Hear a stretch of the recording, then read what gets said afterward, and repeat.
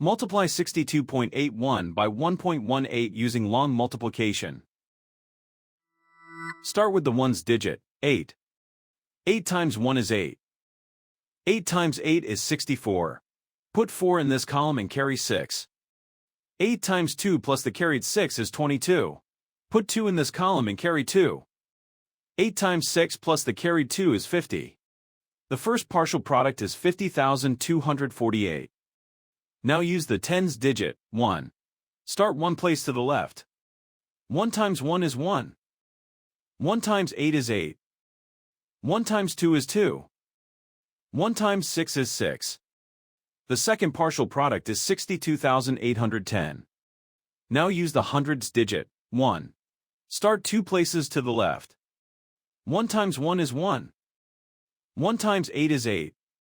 1 times 2 is 2. 1 times 6 is 6. The third partial product is 628,100. Now add the partial products, working from right to left. In the ones column, 8 plus 0 is 8. In the tens column, 4 plus 1 plus 0 is 5. In the hundreds column, 2 plus 8 plus 1 is 11. Put 1 in this column and carry 1. In the thousands column, 0 plus 2 plus 8 plus the carried 1 is 11. Put 1 in this column and carry 1.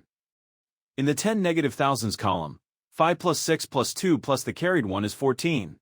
Put 4 in this column and carry 1. In the hundred negative thousands column, 6 plus the carried 1 is 7. The whole negative number product is 741,158. Count the highlighted digits after each decimal point. The factors have 4 decimal places altogether, so the product needs 4 decimal places. Place the decimal point 4 places from the right. 741,158 becomes 74.1158. So 62.81 times 1.18 is 74.1158.